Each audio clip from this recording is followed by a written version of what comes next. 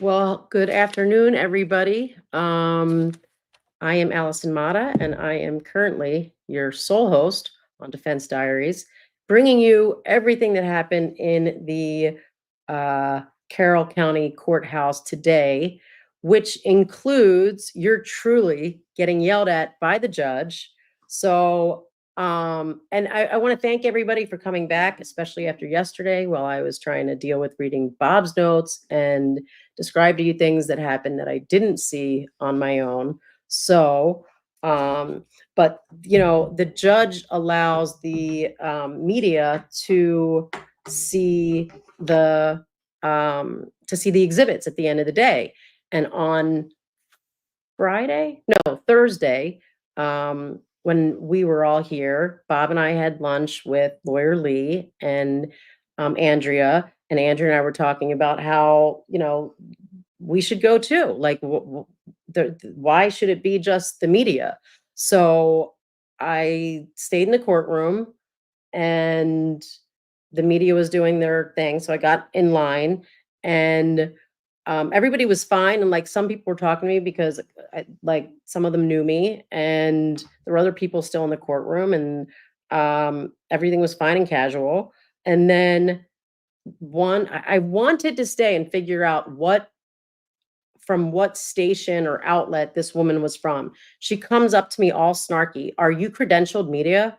I'm like, no. She was like, this is for credentialed media. And I was like, well, the public record statute says that this is supposed to be for the public. So I'll let the judge tell me. So this little tattletale, like, what? Why are you, what do you care if the public gets to see something? Like you're so protective of your station. Other stations are releasing it. Like, what is little old me going to, am I really like taking your numbers down? Am I like coming in and honing in on your, you know, your territory here? Going to take all your viewers, whatever. So she kind of backs up and says, well, the judge said, and sort of says it like louder so the judge can hear. So the judge says, are you credentialed media? Or she addressed me somehow. And I said, no, Your Honor, but I'm the public and the public record. She's like, ma'am, leave. And I said, okay, Your Honor, I'll leave. But when is the opportunity for the public pursuant to statute? Ma'am, leave. She got a little louder. I said something else because I'm not about to back down that easily. Was trying to like get in and cite the statute, but she wouldn't let me. By the third, ma'am, leave, I left. I mean, I didn't want to get Bob's spot pulled. So that was that whole scenario. And let me take a second while people are coming in. I will thank Amanda for her super sticker. Thanks very much. And Marissa J, thank you very much. And Skeptic Curiosity, thank you for becoming a member. So, I mean, there wasn't even that much to see. It was photographs that were in today. So it wasn't just, it was sort of out of principle that I was doing it anyway. But yeah, I mean, she had to yell at me 3 times, but I eventually left. Didn't wanna get arrested, hauled out by the sheriff.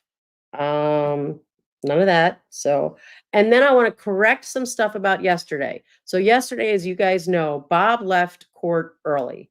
So he didn't get to hear, let me look back at where Bob stopped. Oh, he stopped on Anna Williams, Libby's mom. So after that, what happened was, so I learned from some court goers today, was that the state was like, we are not calling any more witnesses. And then the judge sort of was irritated, and then somehow they were like, all right, we've got someone from the sheriff's department who we're going to call. So I'm not exactly sure who this is. So I'm going to give you this information without giving you all the information. But so you heard from openings that the defense said that they believe that this access road that's underneath the bridge, or underneath the bridge, and abuts sort of the water, that the girls were taken from the scene on this access road. So one of the things that came out through this last witness, through this sheriff, or someone at the sheriff's department, was that he took that access road up to the Weber house. So I try to describe this to you because Bob and I went to the area. So if you're coming up the road and from, like, you're passing the CPS building and you're sort of coming up that way, first you hit the Mears entrance. And I think they call it the Mears entrance because it's like right at the Mears farm there. That's the entrance that Abby and Libby went in. It's the entrance that I went in. If you continue past that, you pass the Mears, like, actual farm, like where their corn would be, on your right. And I'm sorry, the Webers on your right, and the Mears farm on your left. And then after that on the right is the cemetery. So we parked at the bottom of the cemetery, and you can look past the cemetery. I could pull that picture up if anybody wants to. I showed it to you guys yesterday, but you look sort of past and you can see where the bodies were located. So there is an access road. Oh, and then past the cemetery is the Weber household. So this officer took the access road from under the bridge, rode all the way up. It was 5:30, rode all the way up to the Weber house. So he would have driven on that access road that abuts the creek, where on the other side of the creek, the bodies were found. So he doesn't see anybody. He doesn't hear anything. Well, I don't know if he had his windows down. And I don't know if I asked the question of whether Andy handled this cross, is my understanding, whether Andy asked the question if the windows were down, but he didn't see anything. But he also tried to say he wasn't looking, which to me, I mean, if you're literally driving to the Weber home to see if they saw anything about these missing girls, are you telling me that one of their concerns that they testified to today was they were checking in the creek because they were worried that one of the girls could have fallen off and they would be in the water? So you're telling me that you're not looking around down there. You're not looking around on your way to go ask the Webers if they saw anything, whatever, so be it. So he's right there at 5:00, 5:30, and doesn't see anything.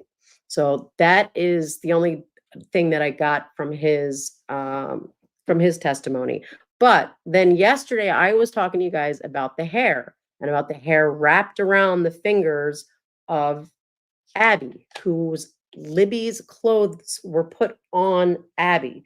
And I said, maybe if it ends up being hair from Abby's actual family, like if they're able to determine that, which, by the way, is remarkably easy, because you run the X like you do the Y for a woman, every female in your maternal line for hundreds and hundreds and even thousands of years, although it might start to, like, have slight variations after thousands of years, have the exact same X.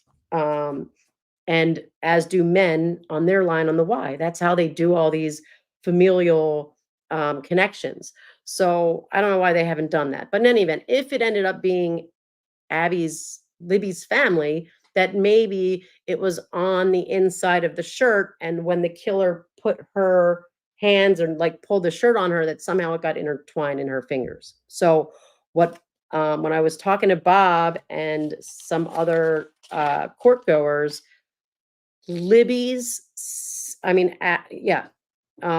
Kelsey, so Libby's sister, drove them there, and both took sweatshirts from her car.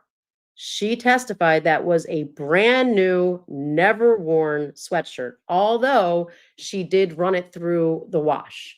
So that sort of makes the chances of this hair coming from the sweatshirt much less likely, in my opinion. So I just wanted to clear that up as well. Let me see if there's any new questions. No super sticker questions, and I'll jump right into the testimony today and what happened.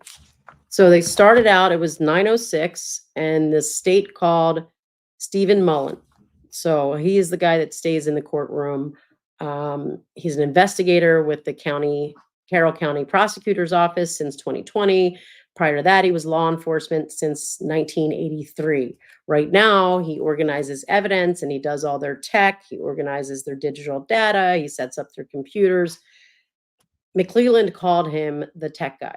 So, but on February 13th of 2017, he was the chief of police in Delphi and had been since April of 2014.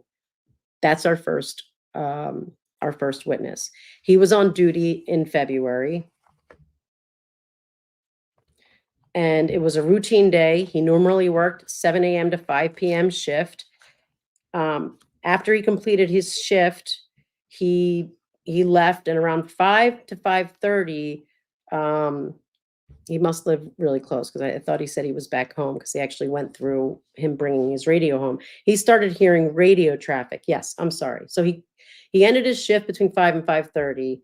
When he got home, he began hearing radio traffic about 2 missing girls.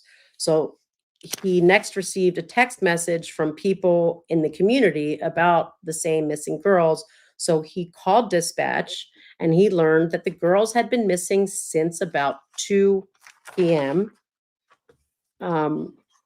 And then they put in State's Exhibit 5, which is a map of the area. McClelland stated that they were having tech problems. So what they decided to do was print copies of every exhibit, and they handed copies to each drawer. They made copies and handed them to each drawer. So then McClelland asks him, when you got the report of the missing girls, where, and then he kind of stopped and he's like, well, by the way, where did they enter? And he says, Mears Trail entrance. And then they show that on the screen, and that's where the girls entered. And then he asks where they were dropped off, and he says that they were dropped off right at the Mears Trail. So then they go back into what he did after he got this report and after he talked to dispatch. He went into the sheriff's department, went to dispatch, and tried to assist in whatever way I could to find the girls. That's all he said. He reached out to the Delphi school officials, to the principal, to guidance counselors, to look for friends of the girls. And then he started making phone calls to the friends of the girls, to trying to find someone who might know where they are. So he spoke to some searchers to see how things were going. And again, he just says, and to try and assist in any way I could. He never left the sheriff department, and he did not assist in any of the searches. He was in dispatch and stayed there the entire time until 2 a.m. on the 14th, shortly before they ended the search. Just before the search ended, they were investigating downriver. They were investigating as though someone was injured when they left at 2 a.m. He still believed that give it some time and the girls are going to come back. He didn't think anything nefarious happened, and he could not imagine that anyone did anything to um, to the girls. So Christy asks, is it normal for the judge to ask so many questions? We'll get to that. The judge was asking the questions that the jurors were asking. So, and we will get to that.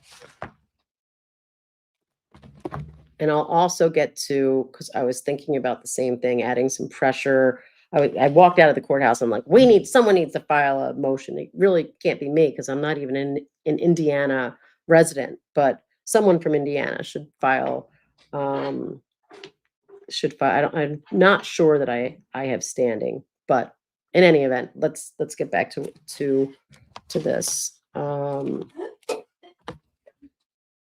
So at 7:30 a.m. on the 14th, he arrived back. So he left at 2 a.m. that from which was carried in obviously to the 14th. 7 a.m. he arrived back at the station. The girls were still missing. So now Mullins getting worried.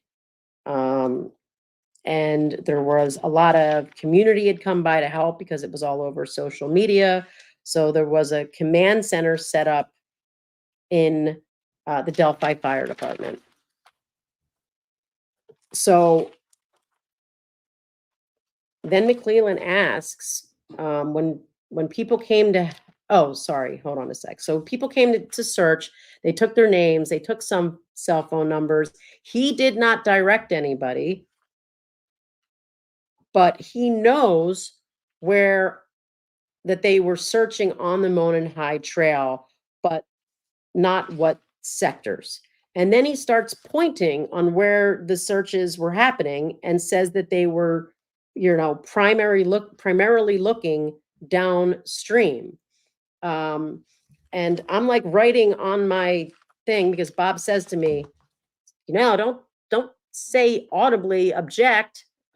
So I'm like writing really heavy, object. And it's like, Allie, but he did not really know. This guy just said he never left. He specifically said he didn't even know what sectors people searched. He just knows generally that they searched this area. Then McClellan has him getting up and telling everyone where they testified to. I don't know how many times I may have audibly, but very low to myself, been like, object. So in any event, he says, I don't think anyone crossed this line. And he's pointing the map, and it's the line being at the start of, I thought it was the start of the corn of the Weber farm. So remember, I was telling you, if you're coming with you have your back to the Mears entrance where the girls went in, and you start walking with your start walking forward, you're going to hit the Weber farm, like the actual corn on your right, and the Mears farm on your left, then the cemetery, and then past the cemetery, the Weber actual house. So I think where that line actually was on the other side of the cemetery. At first I thought it looked like it was at the start of the corn by the Weber house, before the Weber house, but I think it was the cemetery. So now he's on the map, okay? And he is pointing out that here's the city of Delphi, here's the CPS building. He makes marks identifying where the Mears entrance is. He labels that road where the entrance is, where I keep talking that you go from the entrance to the farms to the cemetery as 300 North. He labels the Monon High Bridge. And he labels now, okay, so he points to the beginning, to the end, and puts a B at the beginning and an E at the end. So now I'm looking over at the jurors. They are diligently taking notes. They are all taking notes. They were, that was probably, I mean, I didn't have too much time to look over, so I guess I can't really say for sure. I did look over a lot, but they were all taking notes, like while this was going on. And then he marks where Deer Creek is, talks how the water flows east to west, and they kind of mark that out. The Hoosier Harvest Farm, he marks that. Um, I'm writing object. Um, I think that was from the earlier ones. And then he asks again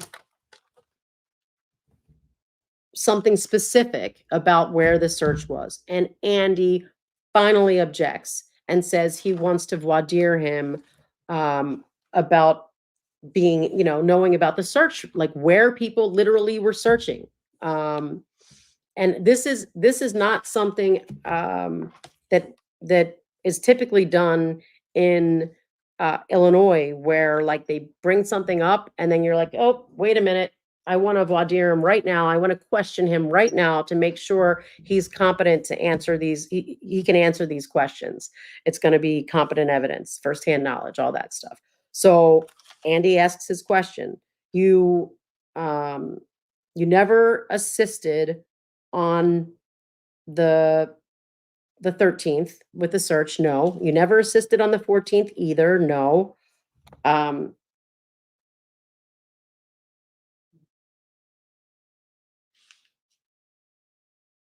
and then the state sort of gave up because they were right. And they go back and they start talking about how at 2:15 on the 14th, he received a call from Pat Brown. No, that must be 2:15 a.m. Hold on a sec.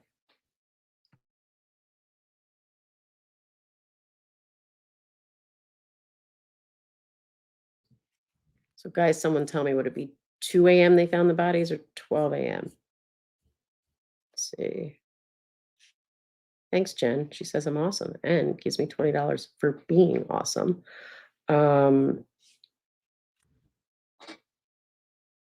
So maybe I wrote 12:15, but I thought it was closer to, oh, maybe it was 12:15 p.m. Yes. Oh, thank you, Sunflower. And then I was just realizing that I had a PM there. All right. So 12:15 p.m. on the 14th, Bob's texting. WTF happened. He's probably, I'm assuming, about me getting kicked out of the courtroom. I mean, court was over. It was just while the jurors were doing the, I mean, the media was doing the review of the evidence. Is Bob in here? If you're in here, I'll tell the story one more time. I'm like raising my voice like he hears me better. Hey, knock, knock, knock, if you're in there.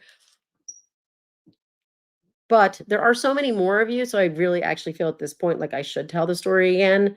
So, those of you who heard it again or heard it first, fine. So, Gull has allowed the media in after each court day to view the exhibits. It's just a viewing of the exhibits. You're walking by a table, they have the exhibits lined up. And I was commenting that on Thursday, Bob and I went out to eat with Lee, lawyer Lee, and Andrea. And Andrea and I were talking about how, why should the media get something that is available to the public pursuant to statute, and that she's like, she's just going to go. And I'm like, I'll go. Bob, you should go. So today I went. I was like, all right, well, and it was fine at first. I mean, some of the media were talking to me, and there were still some other people in the courtroom, and I got sort of in the end of the line. And then someone from the media, someone with a credentialed press pass. And I was saying I wanted to hang around and see who she was so that I could, like, I don't know if that's calling docs somebody.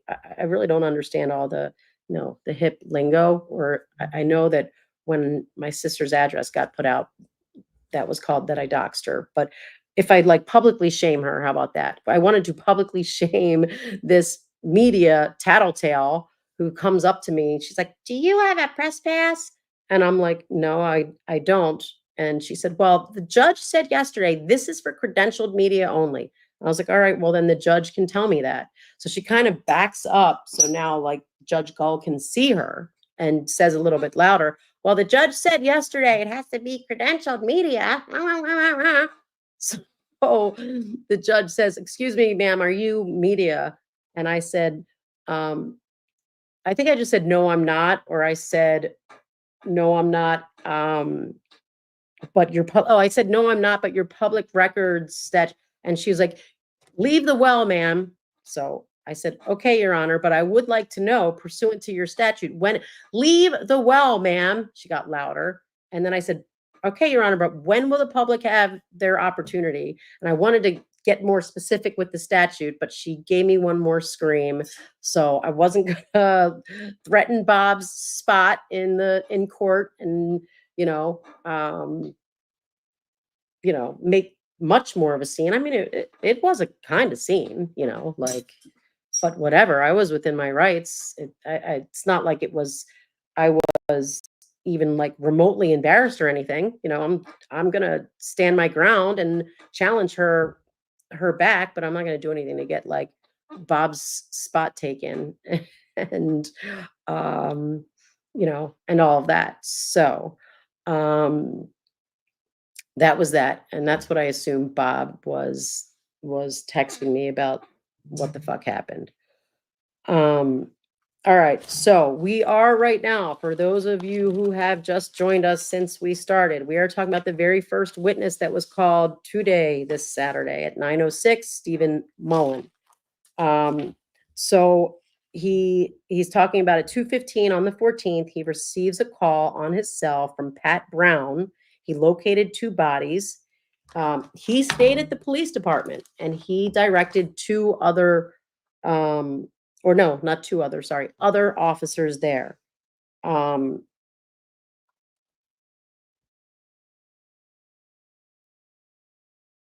don't know. I wrote down something south of the area where the bodies were found. I think that's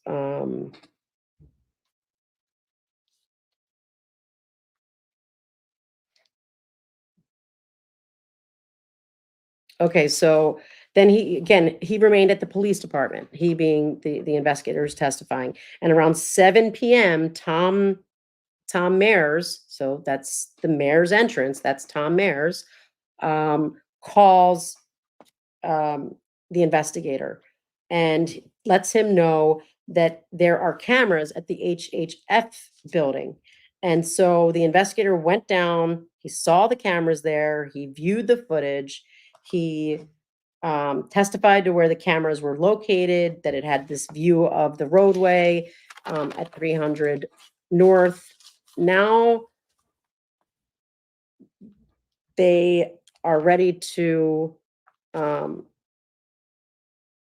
move into another piece of evidence. But right before we get that, I'll just finish this up because I realize this goes with this. So he was talking about the view of it and how it was like down the building of the structure of the HFF, but then it was out towards the roadway, and that it spanned the roadway area, and that they viewed everything from daylight hours between 8 a.m. and 5:30 to 6 p.m. So that would have been obviously on the 13th.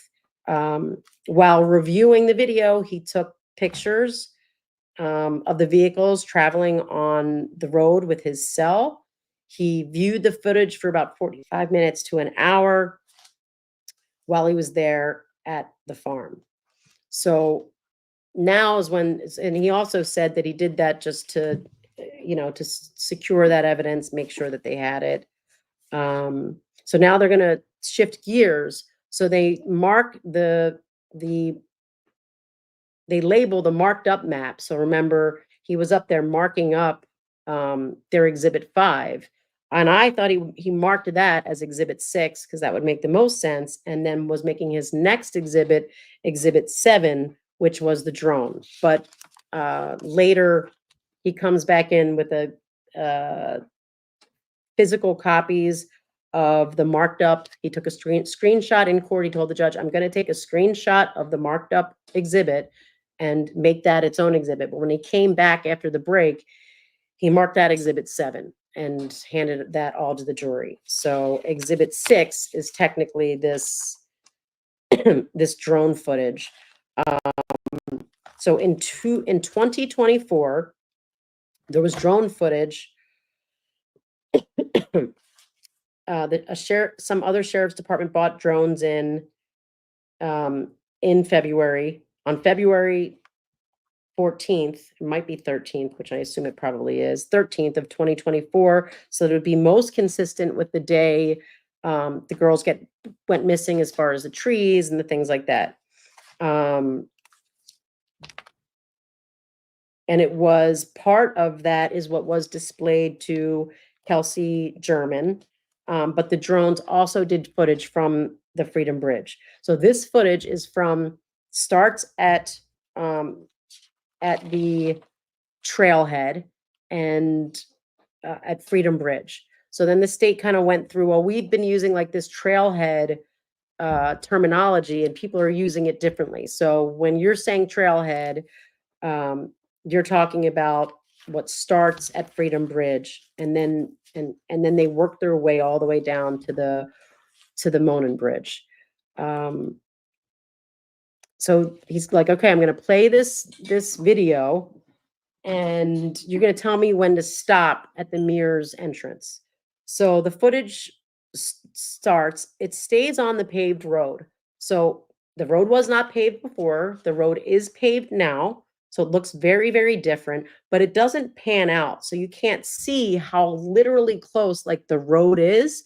Because if you were with us last night, and I can tell based on the numbers that many of you here were not, but Bob and I went down there and I was saying, like, if you're having to come up from where the bodies were found to make your way back to the CPS building, I just don't know in what world you're doing that. Because if there were the wooded area along the side of the path is not very dense. It's or wide, I guess is the best way to describe it. It's somewhat narrow, and I could see beyond it with the leaves that are still on the trees now, and there was no leaves on the trees. So the roadway is very close. Like I don't see how. So you can't like sneak back along the amongst the trees from the bridge back to the CPS building, and you can't very well, supposedly all bloodied and dirtied and soaked, just walk up the 300 street, the roadway there. But anyway, it wasn't panning out wide enough, so you didn't really see that it was narrow. You didn't really see that how easy it is to see on the other side. The jurors were definitely watching this, and I noticed that none of them were taking notes at that time, like when I first looked up. Then I noticed as the first time, like you start to see water, like a creek while the video's playing. Now this is the drone video. I looked over and there were some jurors taking notes. And I wish I knew the juror numbers so I could give you the numbers. But I've noted it for Bob so that he'll know sort of which jurors were doing which, and maybe he does know the numbers or can figure it out. So then they get to the Mears entrance, the mayor's entrance, and they go back a little and they say, this is the trail that Mr. So-and-so spoke about. I'm going to assume that was that officer that Bob that he had already left by the time he testified to, because that's the only person whose name I don't know who testified already. And I don't know if that's the trail that led down to that access road, but that came on. And then they resume the video as it is approaching the Monon High Bridge. And he starts saying how we're just coming to it. They talk about how there's 100 to 150 feet of improved bridge before you hit the original bridge. And then they showed the platform. You could see the platform where, if you remember from yesterday, either here or wherever you're getting your updates, that there were two witnesses, a guy and a girl, sitting on the edge of the platform around 3:15 p.m.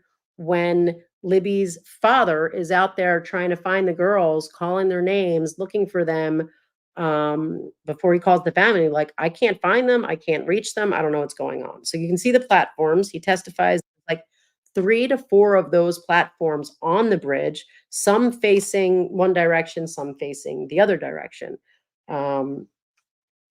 Now, man, um, and then he talked about how the bridge was cleaner. I'm getting excited about what's about to come. Um, Before, like in 2017, there would have been uh, less overgrowth and stuff like that. Um, so then he gets into how he graduated from high school in Delphi. He's lived in Delphi his entire life. See my notes big underlined instead of me saying it under my breath. Objection. So, in your experience, based on all of your experience and knowledge of Delphi, what type of person would cross the bridge? I'm like, seriously? And then I have it again, object, object, object. I couldn't hear much of his answer, but they let this go on for a while until he got to the point like, yeah, I mean, mostly kids and teenagers. Meanwhile, he said, you know, he's not down there looking at who goes over the bridge. Is he? When's the last time you were at the bridge? Um, and in what year? I mean, how old are you? He was pretty old. So, and so many locals said they did not even know, like they had never been on that bridge, like older locals. So, in any event, then they go to the end of the bridge and talk about how that's the Weber's residence is past there and that the Weber's driveway is under the bridge. And that's where we end with the direct of Mullin. Sorry, Investigator Steve Mullin, the first witness of the day. Now I'm going to pop over here.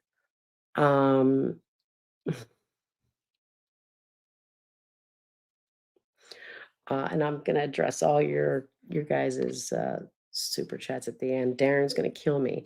I already told him. I'm like, dude, just please. Like, we're not turning yesterday's episode into a podcast. That's not happening because that was a no-go. That was a no-go. All right, so Andy now is cross-examining him. And he's like, you were involved in the investigation of the Abby and the deaths of Abby and Libby from the very beginning up until a couple days ago. And he's like, yep. And you got off 2.5 hours before 4:33 a.m. I think that I missed something there that he was going for. And I've got something written here that I can't even read. So it's not only Bob's handwriting I can't read. Apparently it's my own. No.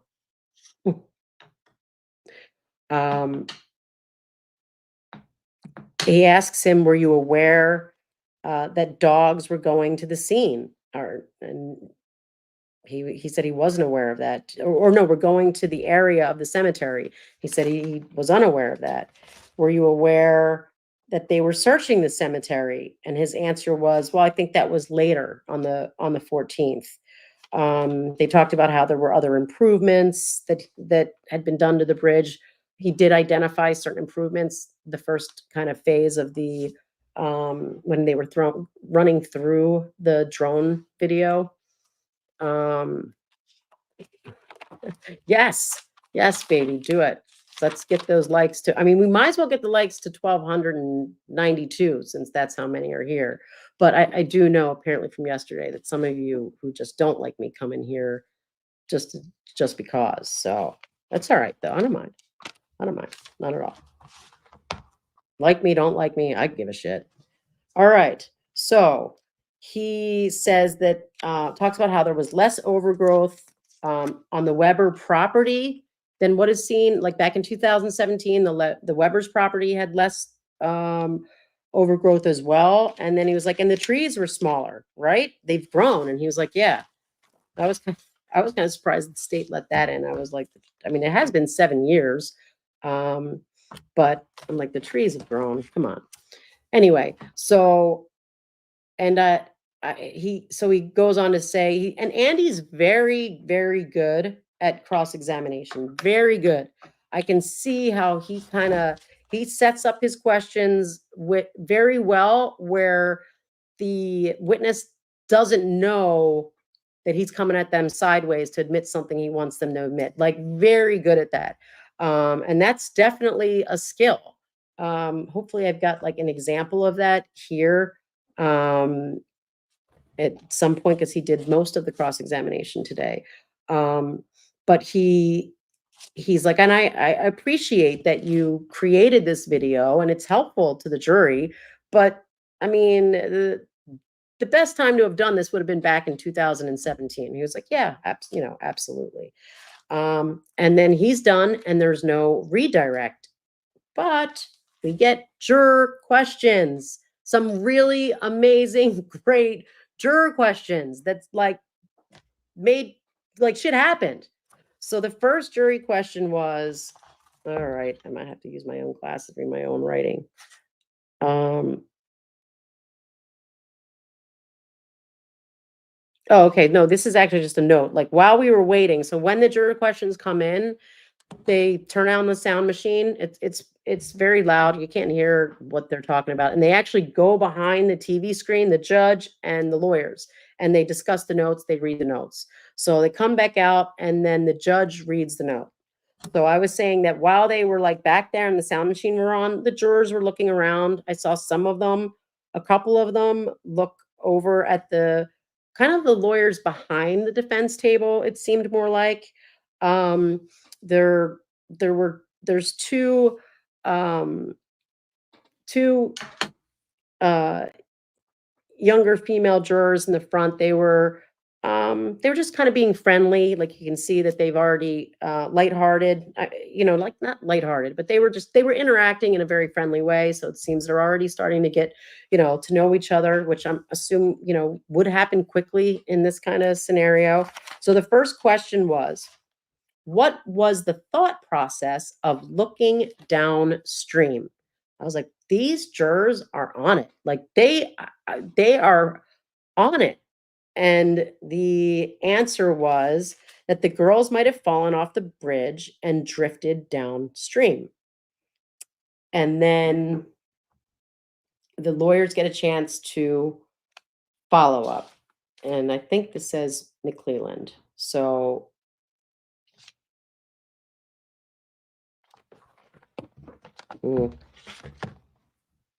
let's see if I can figure out what I wrote. I know you guys love this.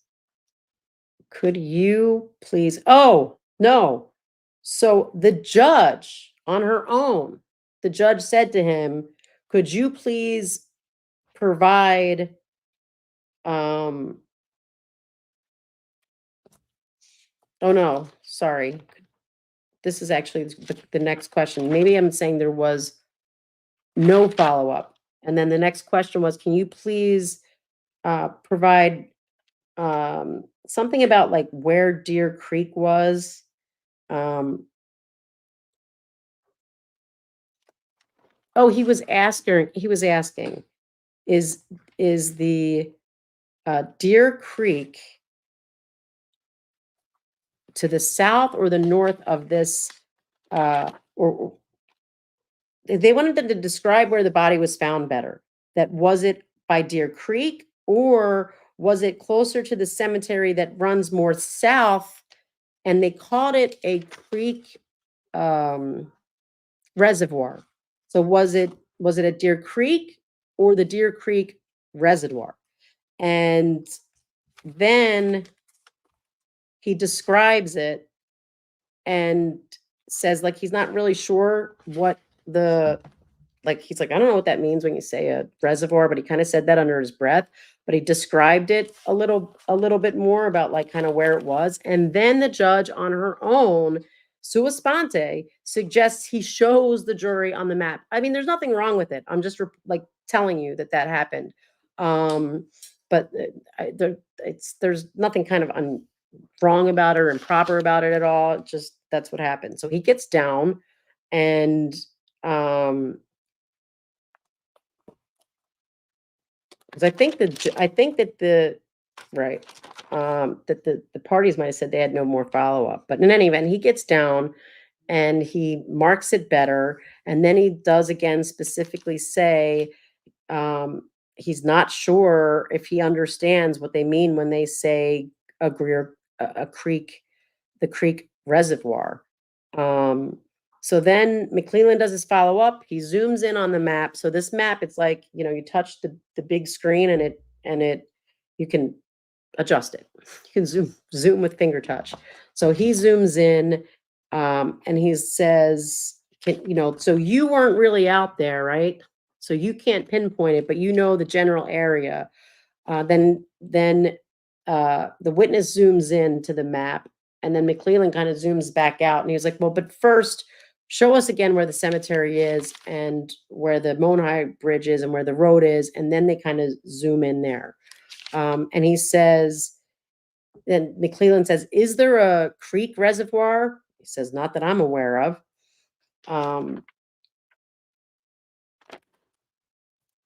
And then another jury question. Is there a ditch over in that direction? I just wrote, is there a ditch?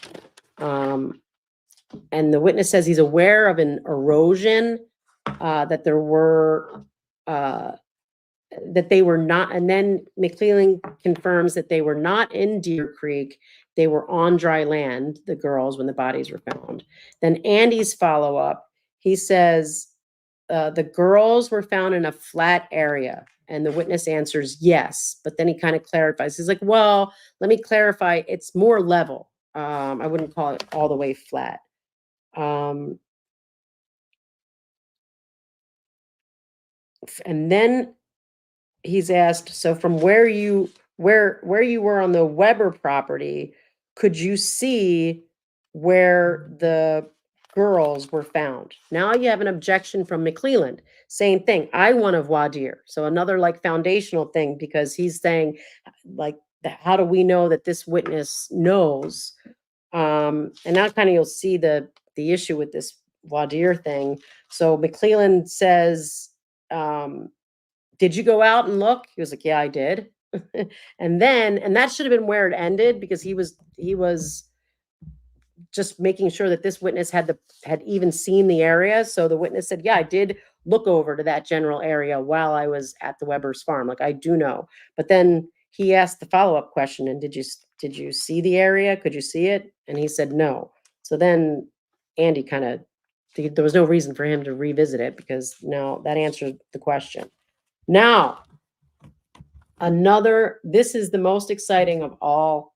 I don't know, exciting, I guess. And maybe I should change the way that I'm presenting this, because to me, I get excited whenever it's shown that a state witness just tried to mislead the jury, because I know it happens all the time, like all the time. So when it kind of gets exposed in court, I'm like, do you guys all see this? This is what we deal with every day. So I apologize, because I know, like, we've got people on both sides of the fence in here, and this does really nothing to do with necessarily, guilt or innocent.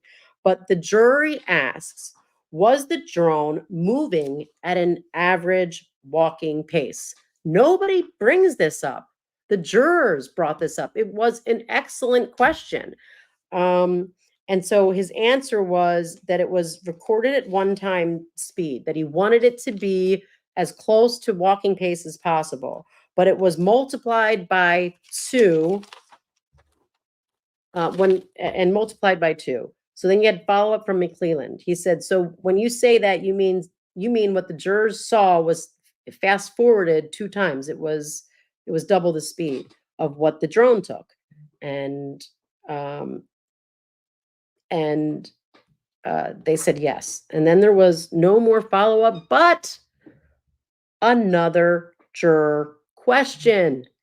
Would it take appropriately 9 minutes to walk from the trailhead at Freedom Bridge to the end of the High Bridge? And from my notes, it looks like McClellan asked no questions, because his answer was yes, yeah, that's about right. So then Andy's asking him, well, are you trying to say that it would take 9 minutes? I can tell you this, Bob walked it yesterday, and in my mind, I was like, that was at least a 20-minute walk, and, like, Bob walked it fast, so it might have been shorter than that. So then when Andy challenged him about this 9 minutes that he just told the jury, yeah, he's like, well, it would depend, how fast or slow someone was walking, and, how they took that bridge, because the planks are pretty far apart. You can't go running across that bridge. So Andy pushes him like a little more, and then finally admits that it took 20 minutes was the original, the speed of the original footage that was supposed to be going from the, like an average walking pace, 20 minutes. I wrote down here, what the fuck? Why did he just tell them 9 minutes? Like, what the fuck, 9 minutes? And then I wrote, there were some jurors writing, not many of them, but there were 2 men and maybe 1 woman who I think picked up on that, because it was, one thing that the defense doesn't do, and I think it's good, is like when they nail a point, they drop it. And I think they just tuck it right in their back pocket. It's going in the closing argument notes, because the bigger deal we make out of it, and I have fallen victim to this, then the state gets up and they realize, sorry, since Bob and I got here, I said to him, Bob, we keep hearing people cough like all the time. I hope we don't get sick. And today, I've got a little tickle in my throat. And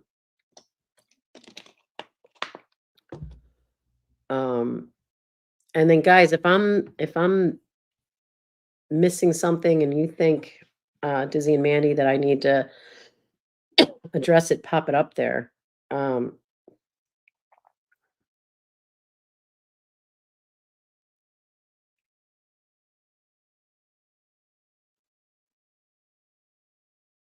So I see Michael touch base on all of this. So while we're talking about this questions, it's a perfect time to address one of these super chats. But then I wrote, what did I write here? Because it's like, after all my exclamation points about this 9-minute debacle and how he tried to trick the jury, Andy follow-up. Oh, yeah.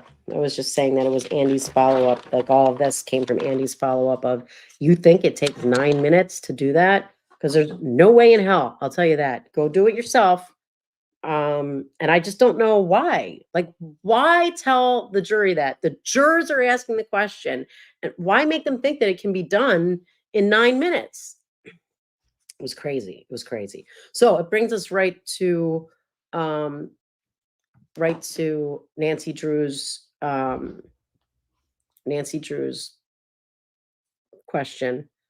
Obviously, yeah, jurors are allowed to ask questions, and discuss amongst themselves, but form no opinions. Is that true? And for those of you who don't know, I was shocked, because we had heard, like, non-lawyers are communicating to us about things, and they're like, did you hear the judge said that they can have mini deliberations every day? I'm like, that's impossible. You can't have mini deliberations. A jury cannot deliberate until all of the evidence it is in. It's like the principal bedrock rule of deliberation.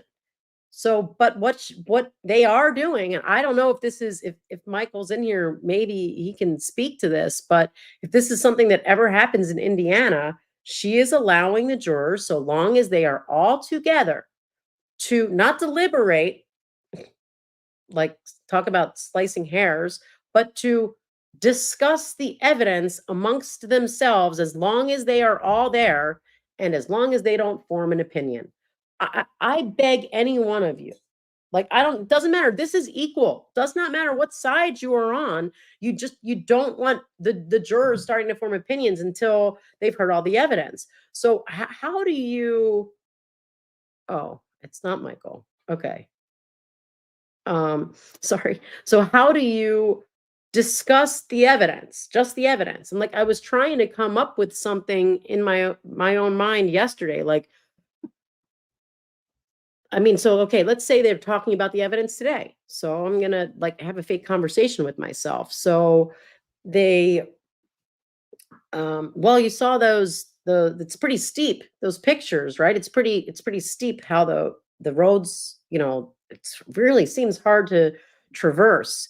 And so I mean, you've got to be, all of that is definitely starting to form an opinion about how the killer is able to get up and down, and how people weren't able to hear things. For example, there was a lot of stuff that came in about how easy it was to hear. They're calling out from opposite sides of the creek, from up in the bridge to down far below. They're all able to hear each other even when they can't see each other. So now you've got jurors talking about, well, all that evidence about how well they heard each other, and um and the evidence that no one heard the girls.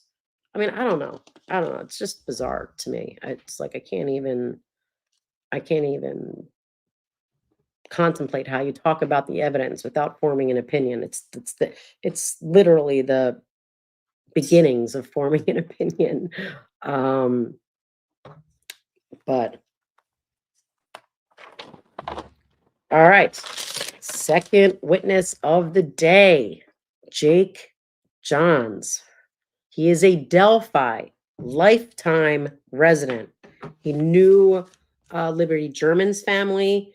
He went to high school.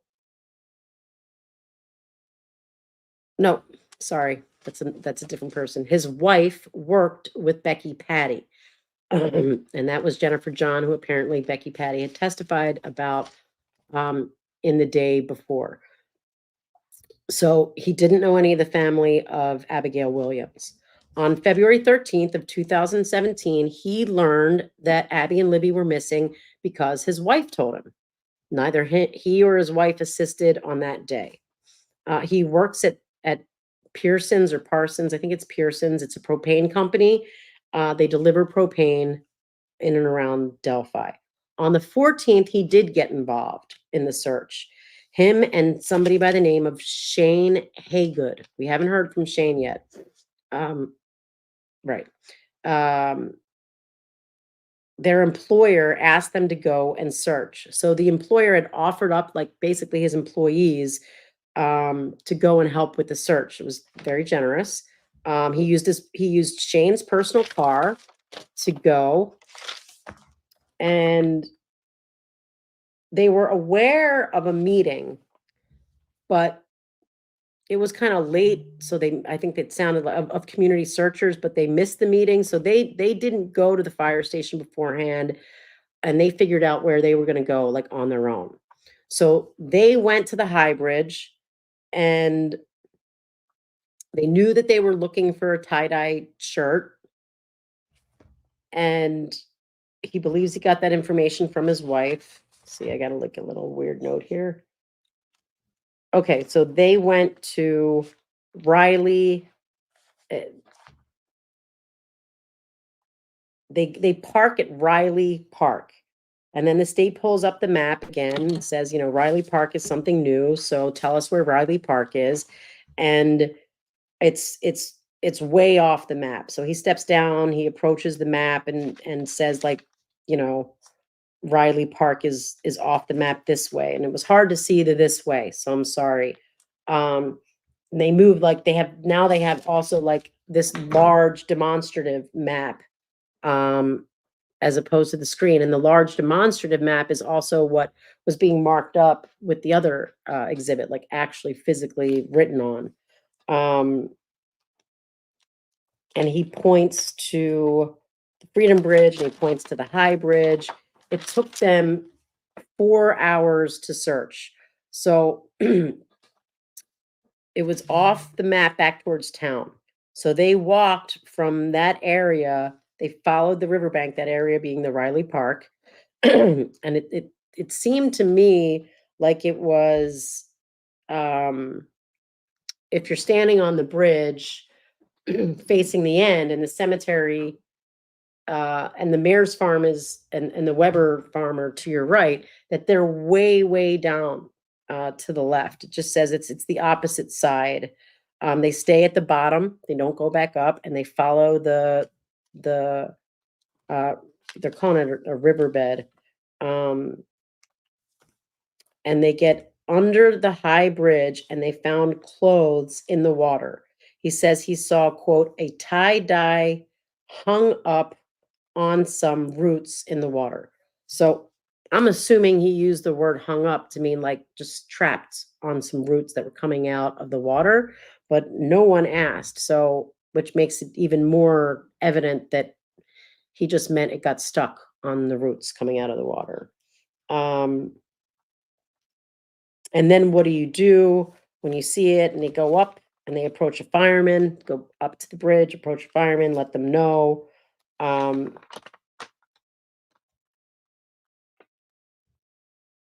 Shane tried to go towards it, but the water is really deep. I have it in all caps. Really deep. They couldn't do it. They couldn't make it. We only had on half boots, so we couldn't get through that thing.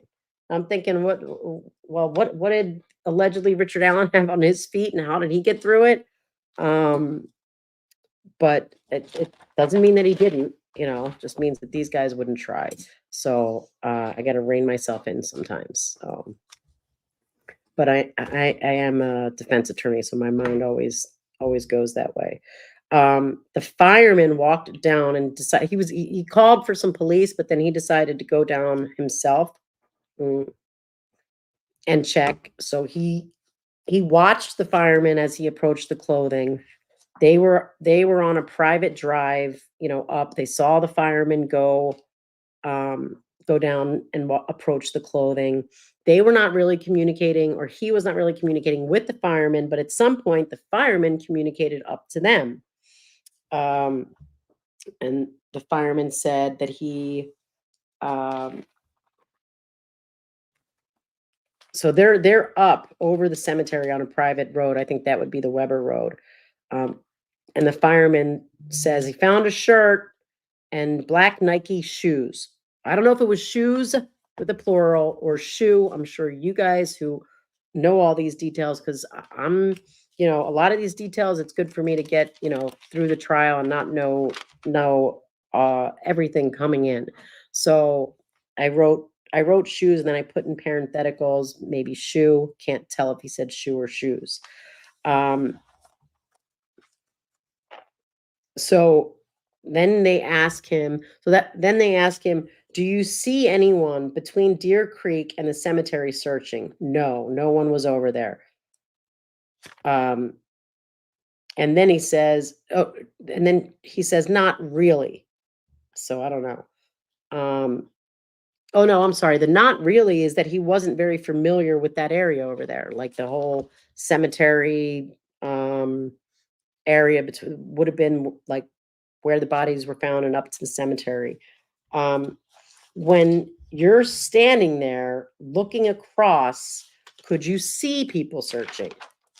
And he said he saw people on the opposite side of the water before the bridge, but none on his side of the water. And then they contacted, they being he and Shane, someone who lived on that side, the same side that they're on. And that Shane Haygood called Pat Brown. We later learned that he actually didn't call, just for those of you who are like, wait, called Pat Brown.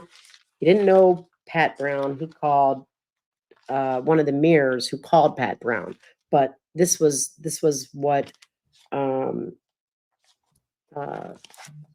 Jake's understanding was. He just knew that that Shane Haywood called somebody, and that it was Pat Brown that lived over there. So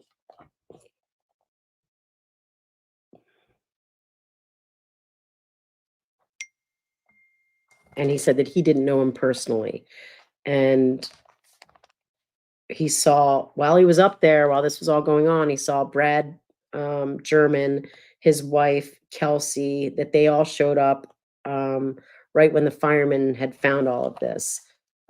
He said he had never been to the Monin trails or the bridge, and had only driven past the cemetery on occasion. And again, this is a guy who grew up here his whole life. I'm gonna take this because I just noticed it. Who's telling people that Bob's under a gag order? What are you guys talking about? Who said this? Where did you get this? What are you talking about?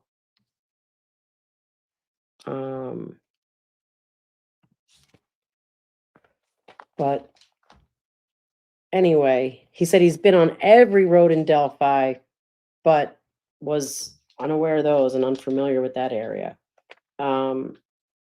Pat Brown comes out, and he heard Pat Brown say, "We found the bodies." He couldn't see Pat, but he could hear him. And he could not see the bodies from his elevated position. So he was up high. It's very down low, like very low. Like even if you're on the bottom, it's still low where the bodies were found. He couldn't see the bodies. Then there was a picture taken. It was a view of the crime scene from across the lake. Each juror got copies. I couldn't see it very well. That was State's Exhibit. They said 7. I wrote down 8 because I knew they already had a 7. And then when they finally went to admit it, the judge was like, "No, it's 8." So this is 8. That picture of that view. Again, he clarifies he never crossed Deer Creek to head towards the area of the body. He couldn't get over there. And then the cross was by O'Shea, if I'm pronouncing that correctly. Hmm.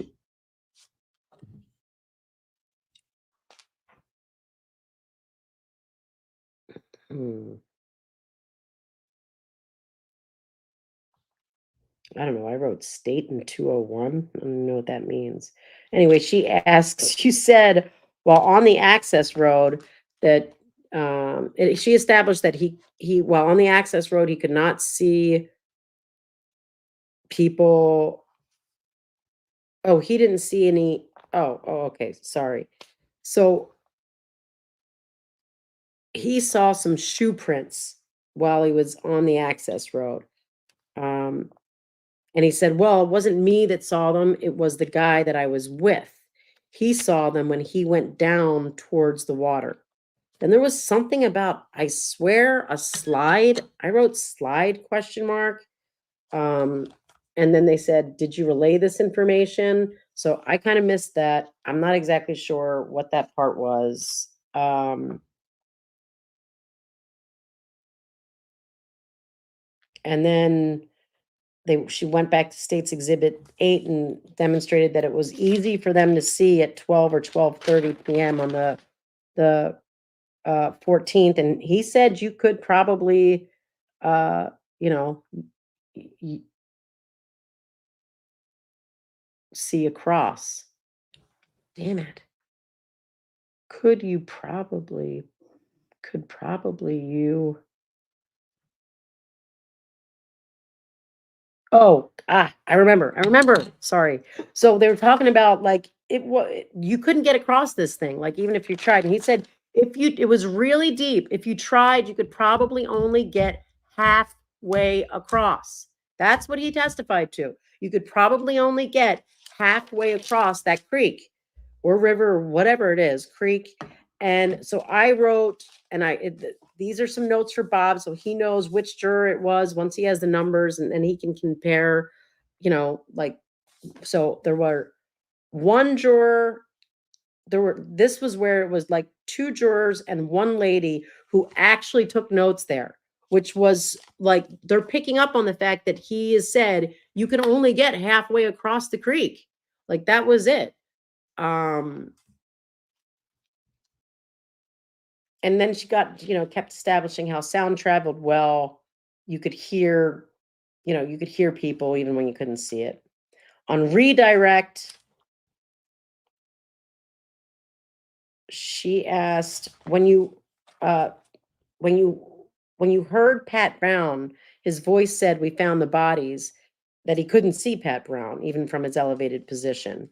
Um, and that he heard other people coming, but he couldn't see them. Like he's like, once the guy said that he found the bodies, he could hear the walking of people and the talking of people that people had come, but he actually didn't see them come. So it's kind of like both sides seem to want it to be like you can hear really well, even though you can't see. And then there was a short recross. Um,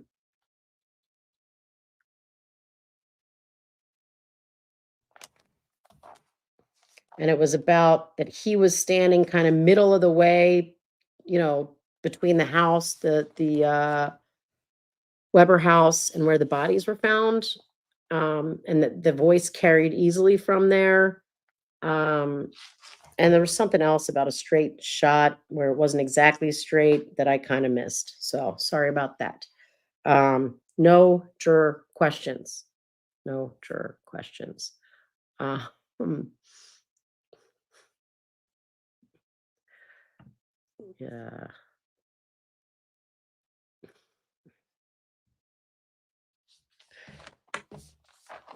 All right. So then we took a break. So today was much easier for people who didn't have a seat. Because I was like, I'll say, I let Lee know, I'll save your seat if you want to leave because I don't have that issue since I was in Bob's, like Bob's seat. So but they've got their little cushions and that kind of saves their spot. And there's a lot of less people there today being Saturday, so it wasn't really an issue. So we were back at 10:45. We waited for the jury, not too long. Um, and that's when, before calling the next witness, McClellan announces that he had made copies of the marked up Exhibit 5. And then I wrote that he called it 7 instead of 6. Not important for most of you, but if some of you are keeping track of exhibit numbers, it's that. So you've got this map that's Exhibit 5 that he then kind of introduced 6 and 7 together. I assumed the markup of Exhibit 5 was going to be 6 and the drone would be 7. But when he came back and labeled the markup 7, that makes the drone automatically 6. So the next person we hear from is Pat Brown. So, and this is the guy that found the bodies. And his testimony was the most emotional today by far. So he's the third witness. He's lived in Delphi and always has. He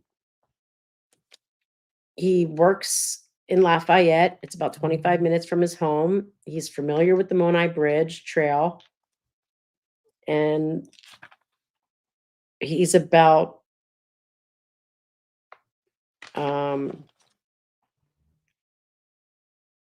a mile and a half, 2 miles away from it's about a mile and a half to 2 miles away from the mayor's entrance is what he said. In 2017, he knew the Libby's family. He knew Mike Patty since high school. That's where that high school came in. His daughter is the same age as Kelsey. So he has no connection to Abby's family. In 2017, his shift was the day shift. So he worked from 7 a.m. to 3 p.m. On the 13th, it was his day off. His daughter made her own way to school. And he became aware that Abby and Libby were missing when he was on his way home from school. Oh, no.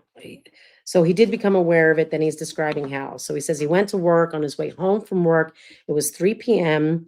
He stopped at a parts store, changed the oil in his wife's car. They were selling the car. Then he went and took the car to the seller, and they came back. They ate dinner. They were watching TV, and that's when his wife saw.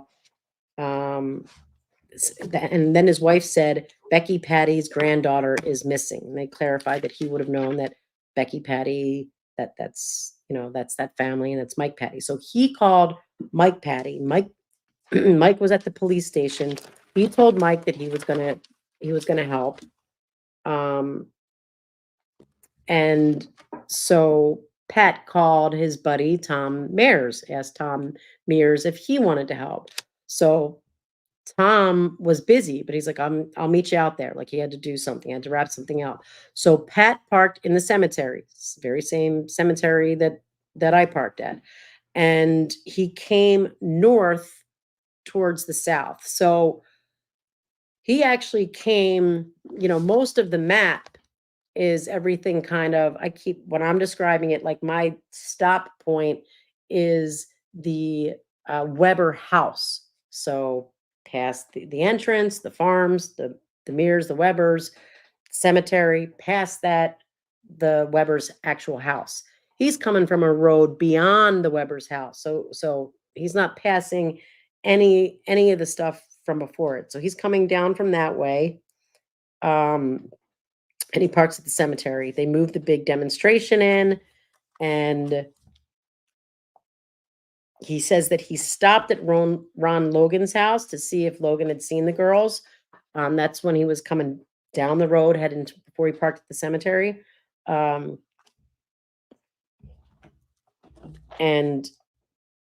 he hadn't seen the girls.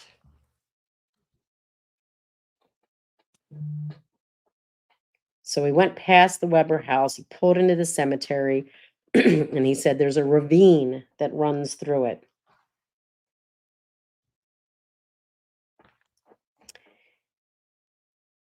He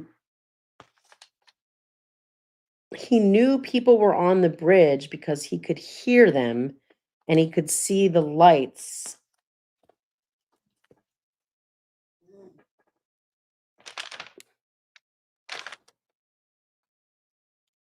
He could see the lights getting something. And then I put a note about which juror was taking notes on that as well. So then he meets up with Tom. They drove. I thought that he said to the Heartland. I don't know if that's that Hoosier thing, but he said we were like driving all around the country. And I put that in quotes with a question mark, but it was clear what he was doing was driving like around the more of the town area, like closer to where, like if the girls started to drive home or were kind of out walking out and about. I said that the cemetery was the area he was most familiar with.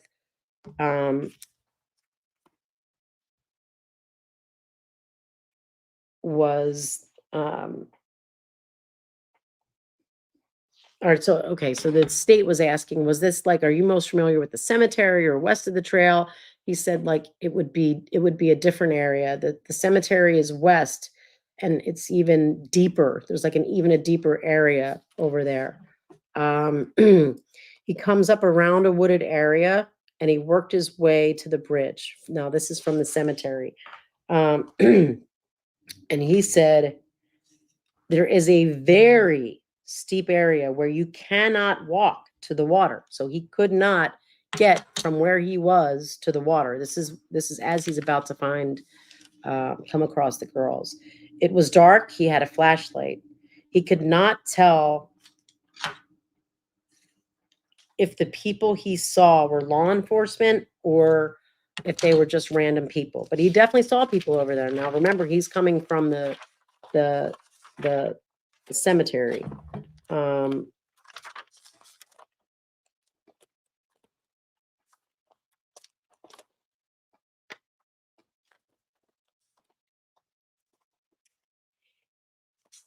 right. Then they they don't find anything at that point, right? This is still the 13th. So I what I was just saying, like he's about to come up to the body, not yet. No. Um, so Tom picks him, takes him back to his truck, he takes him home to his wife. I don't know, something happened. I when he got home to his wife, he talked to his wife, and then I wrote literally something. And he got back into his car. He drove around, looked on some back roads, went to the fire department, which is where they're kind of using as a meetup place. He goes to the fire department, then he goes back home, and he's driving back roads. He's checking because he lives, it sounds like, out in the area where Libby lived. So if Libby had tried to make her way home, or he said if she had went somewhere, um, and he said Patty's home was off. They established Patty's home was off the map in the same area as his. He goes back to the house again. He got up in the morning. His wife said the girls weren't found, so he called off of work to help with the search. He drove to town. It still was dark at that time. He got some coffee. He talked to somebody, Randall. Sounds like, I think it was a police officer. Um, he went to a storehouse, a local restaurant. He was drinking some coffee. He saw some people, stopped in the firehouse. Um, and he thought that Officer Mullins seemed to be uh, kind of heading everything up. He gave out his cell phone number, that officer did, so that searchers could contact him. They said they would be using a helicopter for the trails over here. I couldn't see, unfortunately, where over here was, but um, east of the cemetery to the fields and the farms, there used to be a cave. So this is where they head at this point. Um, so they check like that area. It's so now it's like you're going again, kind of past the Weber's house. So it's not in the area where the bodies were found. It's past the cemetery, past the Weber's house. He says there's like fields up there and there's a cave. So they go, they check all those places. Then he went to Tom's and they messed around a little bit. That's a quote. Blew off some steam, I took it to mean. He got a call. Now this was 10:30 to 11 a.m. from his daughter. She wasn't feeling well. He picked her up from school. He brought her back home. He sat with her for a little. They ate lunch. Um, then he went back to the building, or he was headed back to the building to where the command center was, but he never made it there. He left to head there, and Tom Mears called him and said he got a call from Haygood that they saw something by the creek. So remember when Jake Jones or Jack Jones, I'm gonna space on it, but when Jones testified, he was like, well, Sean called Pat, and it, not that it matters, but if someone's like, oh, there's a discrepancy, there appears to me to be no discrepancy. It's just what one guy doesn't know. Doesn't know that there was a middleman between Sean and Pat. So Tom calls and he says that Sean Haygood found something by the creek. He did not know Sean, and he did not know that area well. So he went to the cemetery and he tried to call Shane. He did not answer. I write, there's a signal. And then I also wrote, something happened and I missed it. But he crossed over something, and then he's definitely not down by the water, but he was describing something that he did that I missed. Shane called him back and said they could see something behind the cemetery near the creek. So he walked over, he bumped into a Melissa somebody. They chatted for a while. Then the state asks him, from up there, you can see the water? And he's like, a bit, but not much. So up there, meaning again, it's elevated up by the cemetery as compared to it's steep down, like where the bodies were, and then on the way to where to get to the water underneath the Monai Bridge. And then he said that he saw them, and at first he thought they were mannequins, and he really teared up, like he got very emotional. His voice was cracking. And so he said that he turned around and he yelled out that he found them. He stood there facing away from them. And then Ben Mayer came from the west and stopped. 3 girls came and didn't get close to the bodies at that point. And then they all stood there and waited until the police came. She went back to State's Exhibit 3, which is a picture, a close-up of the area where the bodies were found with a view of the cemetery. He pointed out that he was about halfway between the cemetery and the creek where the clothes were found when he found the body. He didn't know what direction the firemen came from. Firemen got up there. Ben Mayers had come from the west once the bodies were found. Melissa, they were trying to ask him, like where everybody walked back, the directions that they came from. He said he thought along the edge of the water, he could not see the bodies of Abby and Libby, but he could see the area. So if he was along the edge of the water, he got about 5 feet from the bodies. He did not see anyone else get any closer. He did not have a firearm, and he could not see Shane from the other side giving him directions, but he could hear him. He says that law enforcement comes to the cemetery, and him and the other searchers were told to go back the direction that you came from. That felt like a sort of an odd addition to me. Like he said that he went back where he came from, and then they asked him where the other ones came, and he said, that everyone was told to go back the way they came from. So, or back the way they came. I don't know. All right, then we get into Cross, and it's Andy again.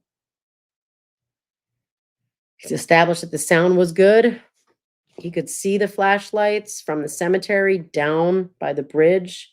And he said, yeah, but maybe not all the way down, all the way to the bridge. So then he talked about Ben Mayers. Another guy came out to meet him. Another guy was with Ben Mayers. They were coming in from west to east. He's not been in that part, but he to say how steep, there was a certain part they were asking about. He's like, well, I've never been down there to tell you how steep that is. He traveled down from the cemetery. Before he could see the creek, he would have to travel down 30 to 40 yards. Could you see the creek from where the bodies were? That he could see the creek from where the bodies were. It was very steep until you get to the area where the girls were found, and then it flattened out. That was a very important theme that the defense keeps establishing. Could he establish how many feet it was from the body to the creek? And he could not. He heard there was going to be drone searching in this area over here on the map that I couldn't see. When he called Steve, were you standing right by the body? Because now he called Steve Mullin when he was by the body 5 feet. He said, yes, I was. Yes, I did. He was facing away from the girls. Question. So you had service there? Answer, I did. After he called, 2 officers showed up. And then as he was leaving and going back up the cemetery way, he was noting numerous officers coming towards him. As you walked up from the cemetery, from the bodies you passed, right, as you were walking back up to the cemetery, you passed a lot of officers coming down. Yes. Then he asked about in Delphi area, there's scavengers such as coyotes. I think he answered yes to that, and buzzards. And the state objected that it was outside of the scope. That was sustained. Jury question. Very good ones again. That's me writing who it was. It was a woman juror, I can say that. Who is your cell phone provider? Verizon. So they all were, on it about the fact that they had a signal. And then the state had no follow-up, but Brad did. And he's like, are you sure it's Verizon? I mean, my wife pays the bills in my house. Who handles yours? And the guy's like, yeah, my wife handles all that. My wife, does all that, but I'm pretty sure it was Verizon. Another jury question. How fast was the crime scene secured after you found the bodies?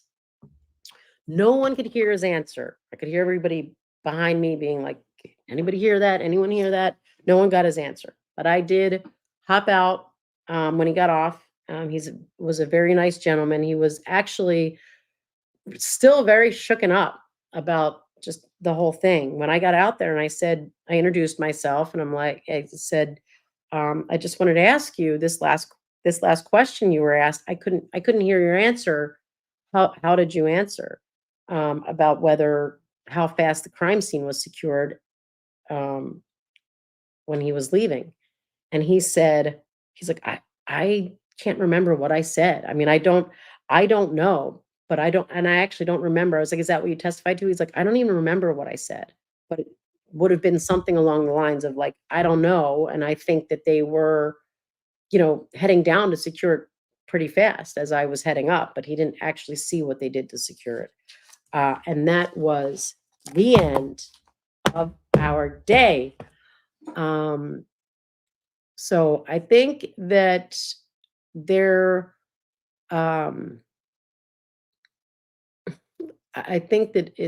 I'm just excited because this was so much better than yesterday because I was there myself and I'm reading my own notes.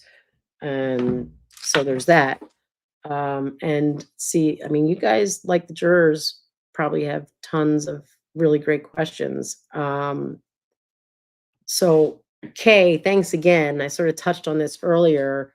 Perhaps collectively, lawyers, the public interested in the case. I think that a motion can be filed on behalf of the public. I think that they would have to be Indiana residents and Indiana lawyers that brought it. I don't think that an out-of-state, I don't know for sure, but I could be an issue standing wise with the ability of an out-of-state resident to ask for access, although technically it is for the public.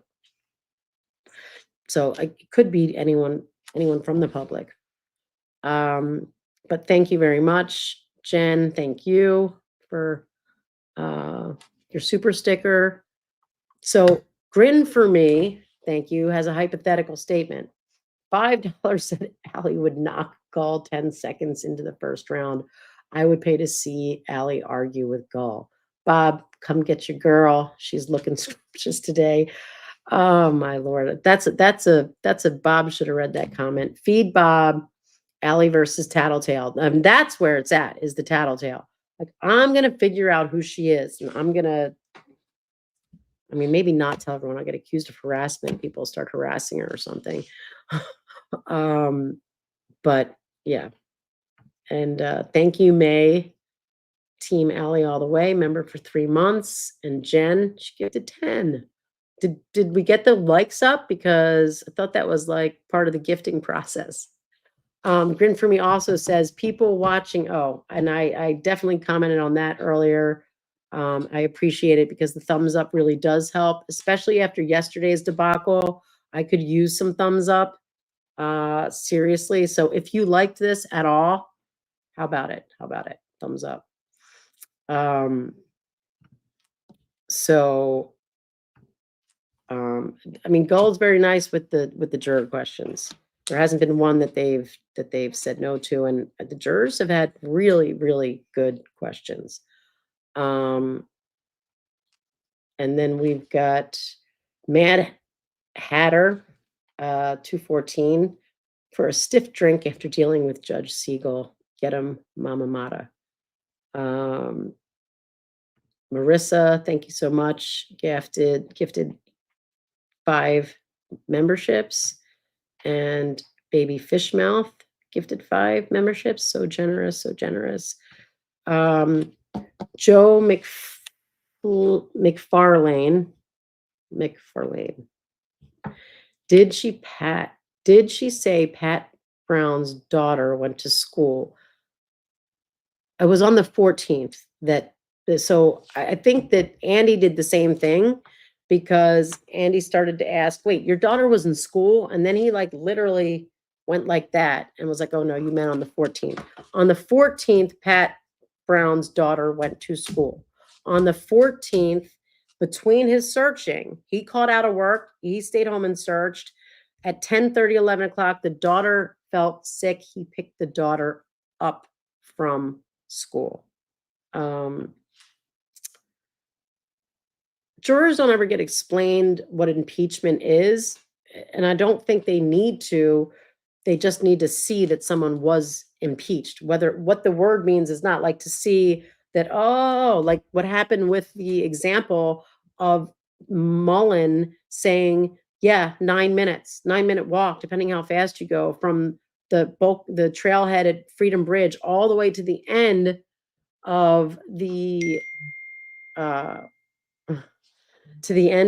high bridge, and then it comes out, no, well, it was 20 minutes is what it was when they actually recorded it and tried to keep it at a pace.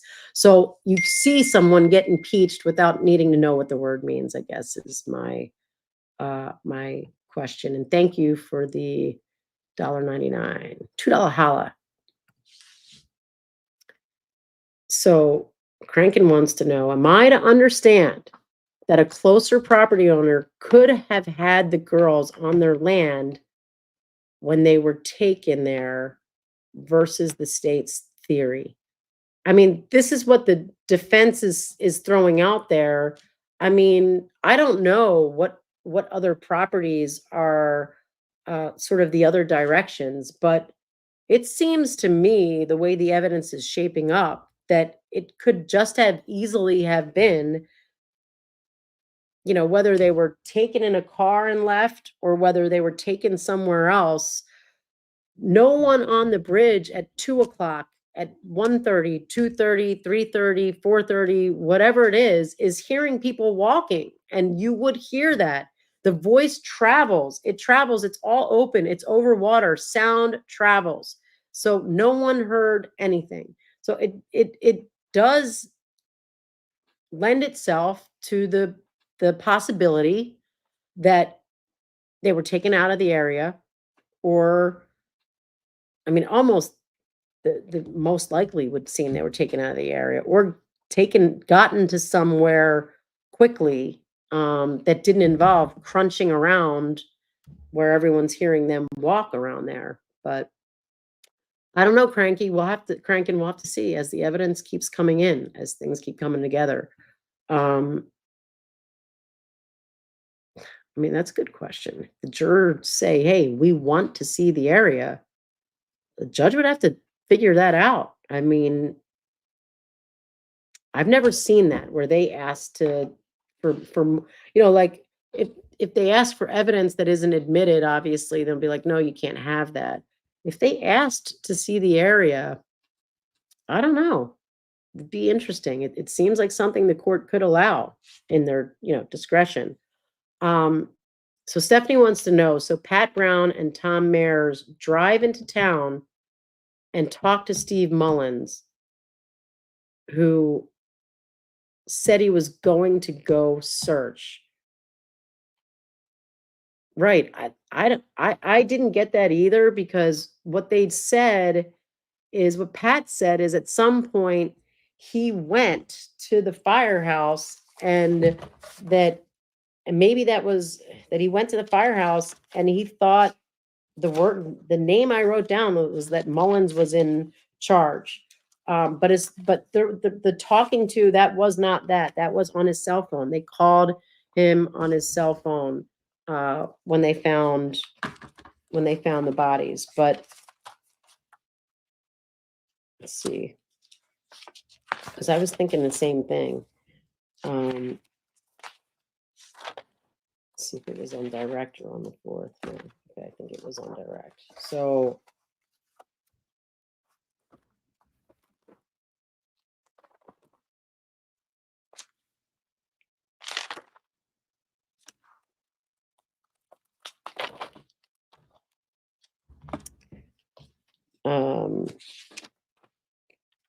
right, the car stopped at Ron Logan's house.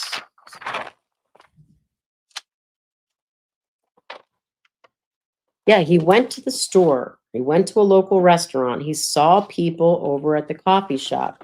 So, but this is on the 14th.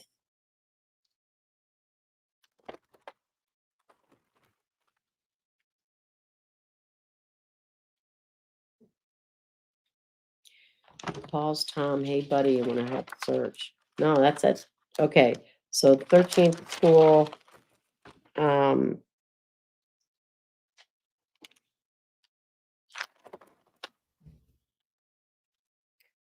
Yeah, no.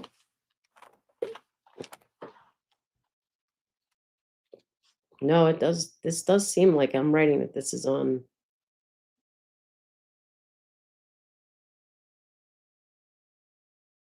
He went.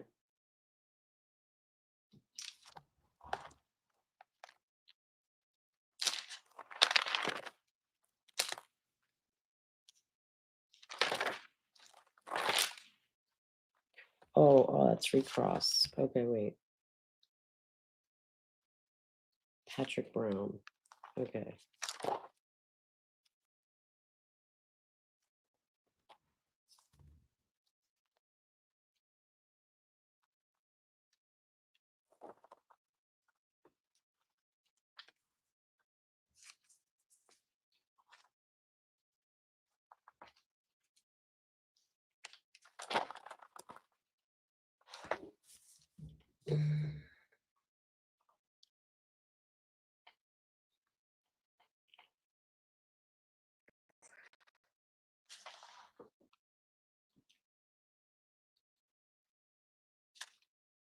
Okay, so this is on the 14th.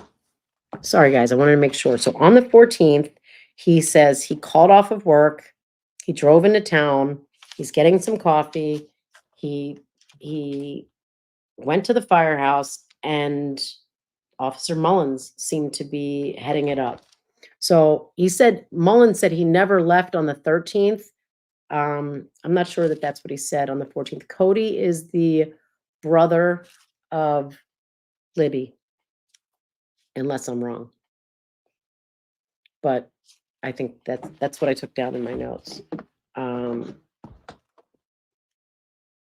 Kelsey, Libby, and Cody.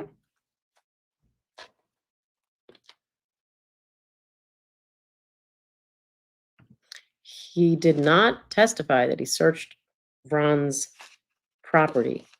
Not that I got, but he was pointing to areas, and I know Ron's property is over there. So he might have went through that. It wasn't a focus. It definitely wasn't a focus, because I would have written it down. The only thing that I had about Ron was that he stopped and he talked to Ron, and he asked Ron if he had seen the girls. So, and then Dr. Vonda says, alley law, is the defense objecting? I may have missed it. Now, objecting to which? Because I didn't answer your question when you asked it. So, if you ask, give me some more details, I'll go back. And how do you get a timeline with no time of death? All we can do is get a timeline for when other people were out there, when people heard what. But yeah, no, you're right. You're right.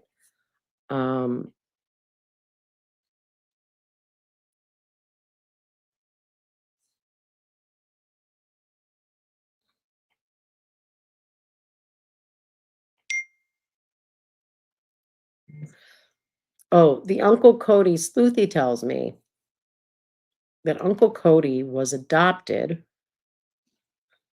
and um, by Becky Patty. So he's Derek's brother, Libby and Kelsey's uncle. Sorry, guys. I don't know why I thought that I had him down as a brother from Bob's notes. That was Bob's notes, not mine. So that's not stuff that I heard firsthand. So I apologize. You guys are all in here saying it. Like, come on, pull your shit together, Allie. Cody's not the brother. Adopted uncle. Adopted uncle. Who were the first officers on the scene when the girls were found? They didn't give their names. So far, he just established that once he found the girls, there were two guys that were somewhat close. And I think he said it took them 5 minutes to get there. Let's see. I thought he said that.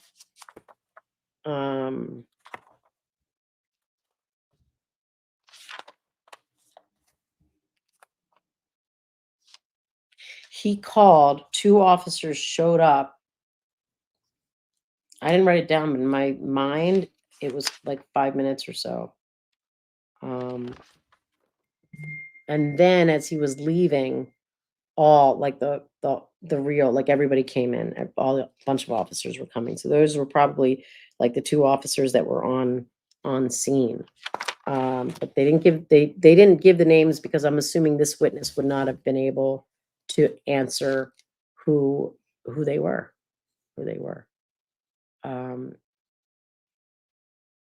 Come on, guys. Let's see. Taligal says, please hit the like button. There's 1,600 here and 996 likes. I'm going to get on and tell you guys how good you're doing. You just have to minimize that chat. You like minimize that chat and then it's all right there. It's all right there. Hit that little thumbs up. 983. So people actually listen. You guys are the greatest. Thank you. Thank you. This is all making up for that debacle yesterday. Did they name the fireman? Yes. Yes. It was. And I wasn't sure I took it down right, but I'm going to tell you what I wrote down. And I didn't get the first name, but I think they said the first initial was an H and it was Harrison. But I'm going to double check. I got it. So I got to get over to witness number 2. All right, Jake Johns. So he said fireman Harrison. It looks like Harrison. Yep. If that tracks with anybody. And I think they said there was a first name that was an initial of an E.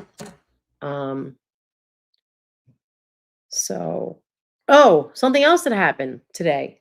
So apparently somehow a YouTuber's got a press pass and Judge Gull revoked it, pulled. So they had it, I guess, maybe on Thursday or Friday. I'm not sure. I think Thursday. I don't know. But it's been pulled. They lost it. That's so she's standing by that. Can't try to sneak in on Judge Gull. She's not having it. I can't even sneak on Judge Gull. But really that was because of that loudmouth. I didn't know that she clarified the rule, to be perfectly honest, that she said it was only media. I knew that the order indicated it was media, but I also know that statutorily speaking, it's to be a public record available to the public. So, there you have it. Let's see, make sure. Make sure I'm not missing any of you people out here.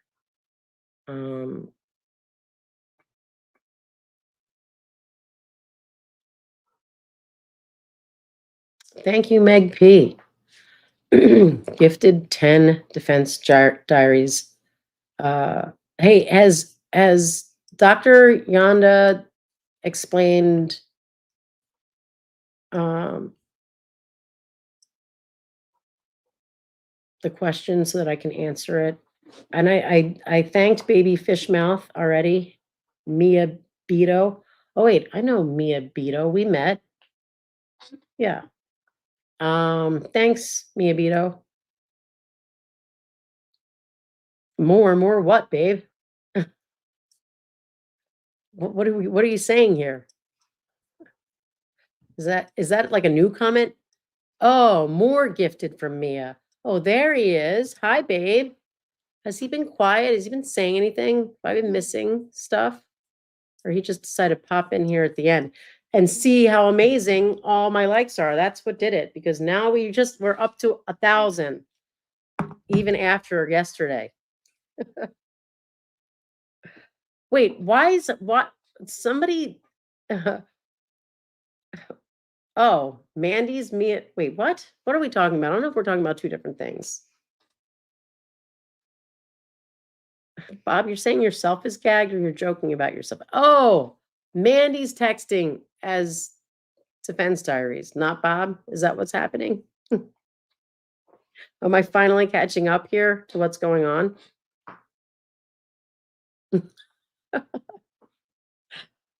Sick. Classic. Perfect. Wait, and that was a joke, right? About the whole Bob gag thing. Like, that's not a thing. I don't know where that's coming from or who's hearing that.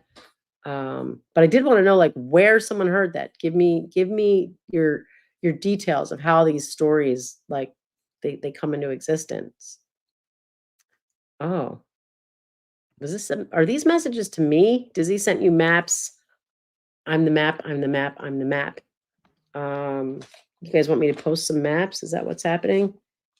And is this oh, she sent some maps. She did. Oh, I don't know. Like, someone in the chat said it. Like, I heard Bob was gagged. Is that true? It's, all right, I'm gonna pull up some of these maps. But how did we get these maps? Oh, they're not the actual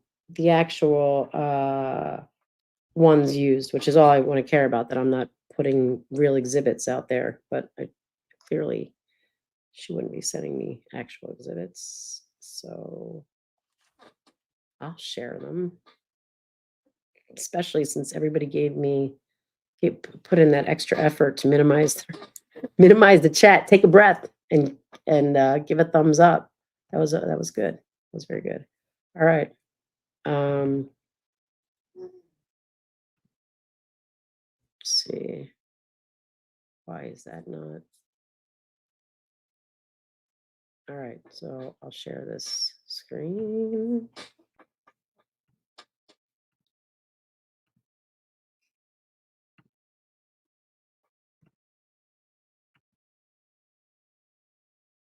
There it is. There it is. So, see if I can. So you've got the Hoosier Harbor store, the trailhead where the girls were. No, that is not where the girls were dropped off. I can tell you that because I was there my damn self. That's up here.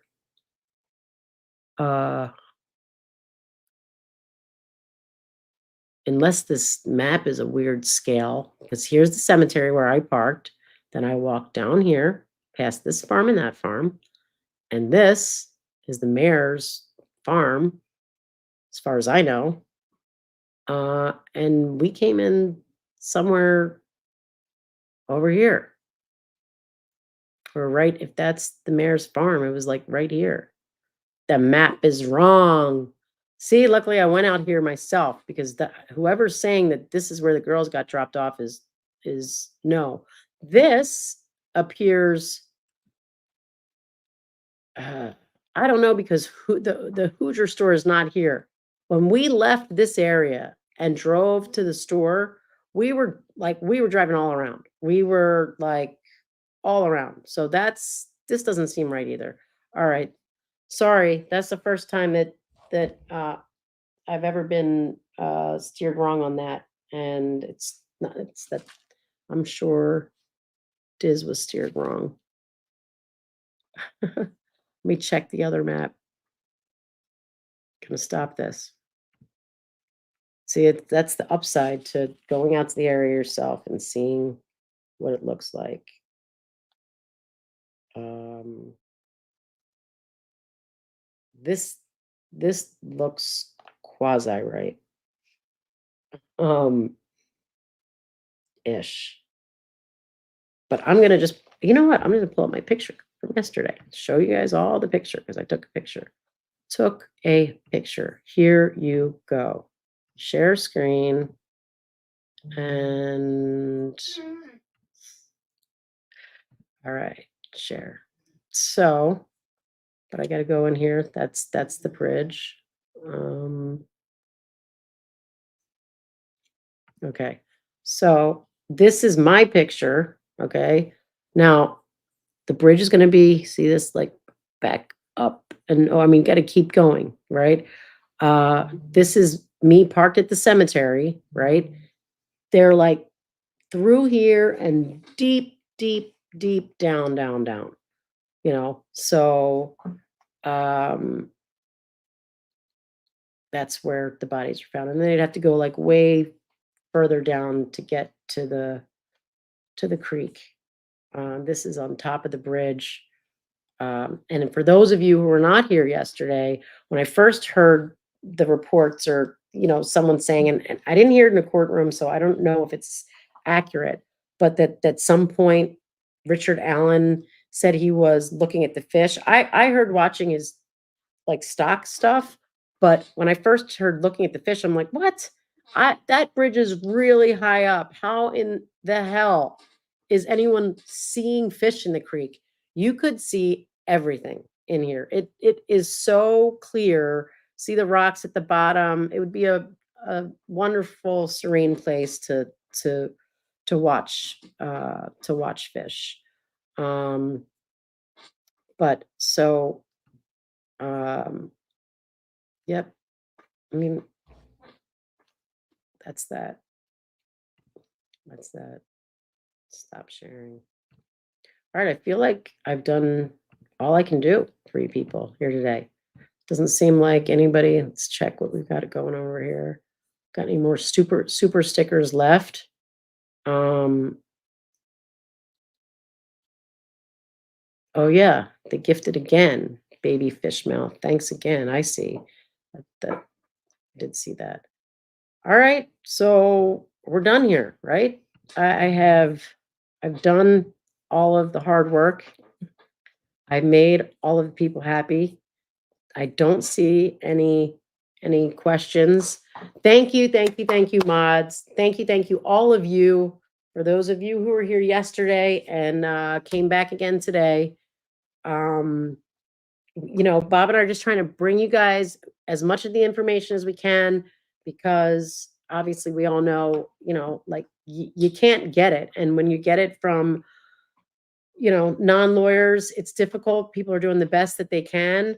But it was just not the easiest way to do it with me trying to relay Bob's notes. But I stayed back so I could be here with you guys today. Glad that it I'm glad that uh, we had this time and thank you. Have a nice day. I'll see you on Monday. The question is if I end the stream, will the outro play automatically? So